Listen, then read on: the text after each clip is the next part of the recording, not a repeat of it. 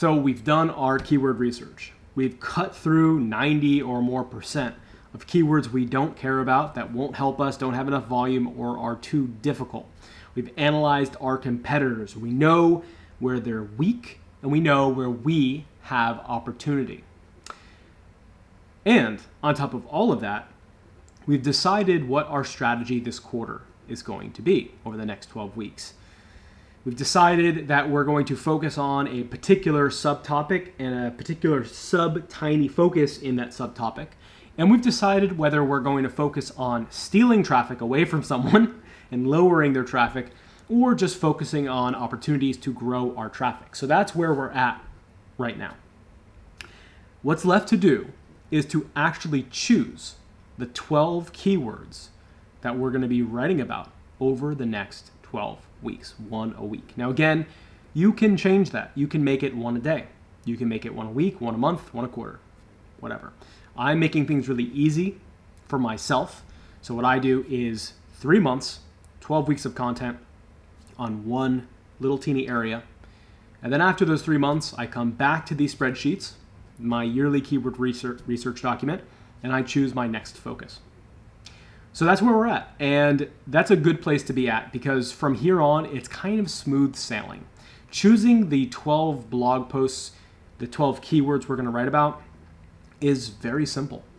So let's check out our spreadsheet. So I've mentioned that for me, I'm going to be doing my keyword around matcha, and specifically lowering the traffic going to a competitor of mine called Breakaway Matcha. That's going to be my focus. So I have a list here of 24 keywords, and I need to choose the 12 that I'm going to actually work with. This process is incredibly easy, and it's going to blow your mind how easy this is. All I need to do is look at the keywords and decide whether it's worth writing about. Really, that's it. So, does matcha have caffeine? Is that worth writing about? Yes, definitely. So I make it yellow. Matcha caffeine, is that worth writing about? No. And here's why. Remember in previous modules, we talked about intent. When someone types a string of words into Google, that's the keyword.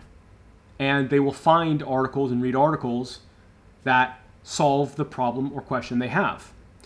Now, what matters really isn't the keyword so much as the intent. Someone who types in, does matcha have caffeine, and matcha caffeine, they have the same intent. They both want to know about matcha in caffeine. So we don't need to write 2 articles about that. We just need to write 1. And which of these 2 keywords do we choose? They both have the same intent. And we only want 1 article per intent, keyword intent. Well, we choose the one that has the highest volume. So this one gets 12,000 searches a month. This gets 8,000 searches a month. And they both have about the same keyword difficulty. So my article is going to be written around the keyword, does matcha have caffeine? But we know that it will also rank on Google for the word matcha caffeine. And we can actually see that here, because if we look at our competitor, it's the same blog post for both keywords. One blog post can rank for hundreds or even thousands of keywords. But we only want to write a blog post focused on one keyword and focused on one keyword intent. Make sense? So to make things really easy here, does matcha have caffeine? Matcha caffeine, same thing. We only need to write 1 article. Okay, so we're going to highlight the better keyword yellow. Breakaway matcha. Remember, we talked about branded keywords. We don't want to write articles on branded keywords. We could, if we wanted to, write a review of our competitor, but I don't like to be that aggressive unless there's a reason to be. So I like Breakaway Matcha. I think they're a very good business, and I think they have a very good product.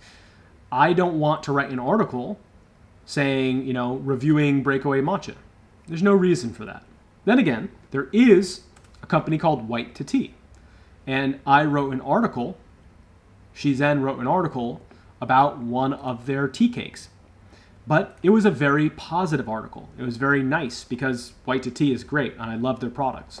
So you can write an article on a branded keyword, unless it's favorable, unless it's being nice to them.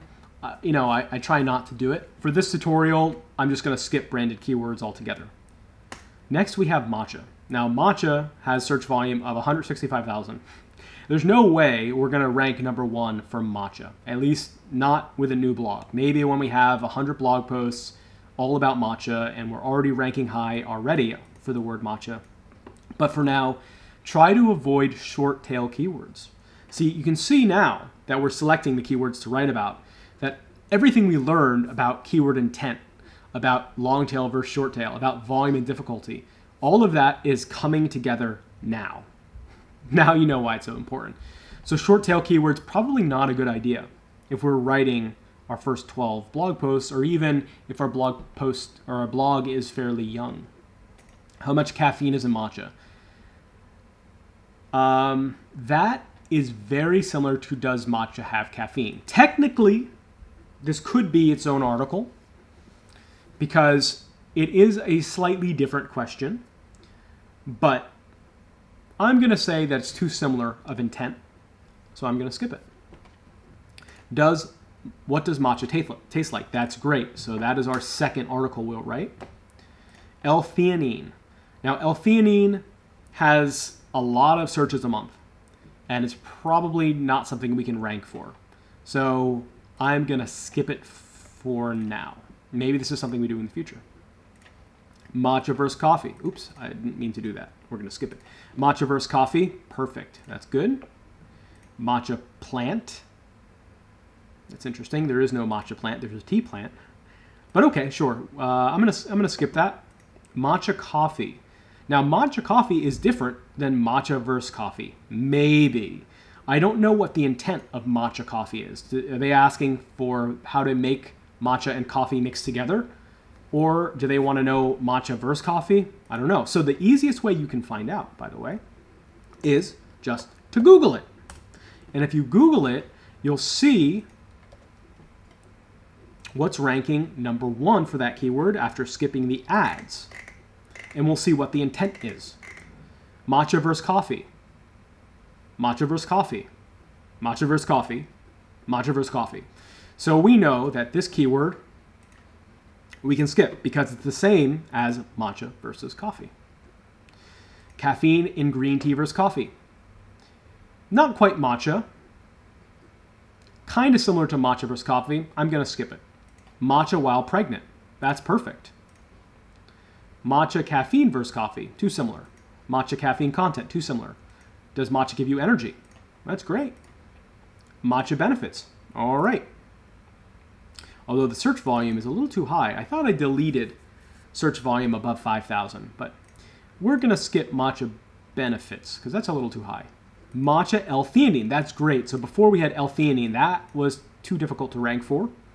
But matcha L-theanine, 260 searches a month. Very low keyword difficulty at 66. Perfect. Matcha temperature. Beautiful. Does matcha have caffeine? No. No. Caffeine. Matcha taste. I think we got matcha taste. Yes. What does matcha taste like?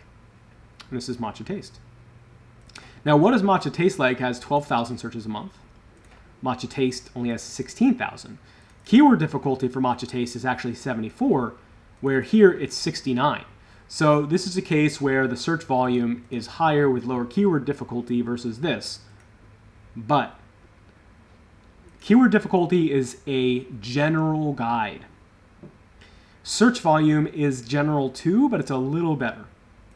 So even if the keyword difficulty is labeled as being lower, technically speaking, with keyword difficulty going from almost 2,000 to 12,000, 6 times higher keyword volume, it probably means it's going to be a harder article to rank for. So this is an instance where maybe you don't trust the data and you use your brain. Matcha green tea caffeine. Okay, so at this point we have 1, 2, 3, 4, 5, 6, 7. We have 7 articles out of the 12, which means we still need a bunch. We didn't get our full list. This didn't have enough perfect keywords as far as vulnerability. So at this point, we can do two things. One, we can go back to our list here and go to vulnerable things and get keywords that are under 1% traffic for vulnerability. There's a bunch of them here. And say, okay, well, we'll go from 0.3% to 1%. We can do that. Or we can use this opportunity to use this second spreadsheet, which is our opportunities section. So that's what I'm going to do. Normally, I would recommend, if you're doing all vulnerable, do all vulnerable. And if you run out, just take vulnerable under 1%. But I want to show you this other spreadsheet so you can get value out of it. So we're going to choose some from this. Now, here we have a few things that we can do. We can choose to search for keywords that have the lowest difficulty first. These are the easiest. Or we can choose to search for keywords that have the highest search volume, up to 5,000, and write about those. Or we can choose the exact opposite. We can choose to write about the lowest search volume. And you might say, well, why would you choose the lowest search volume to write about 100 when we can start at 4,000? Well, if your blog is new, it's always better to have a base of low competition keywords that you rank high on than it is to have high competition keywords that you don't rank at all for. You want traffic, even if it means that you have traffic coming from low competition keywords initially. Make sense? So new blog, maybe we start at 100 and work our way down. Pre-existing blog with some traffic already, maybe we start with the higher volume keywords and work our way down.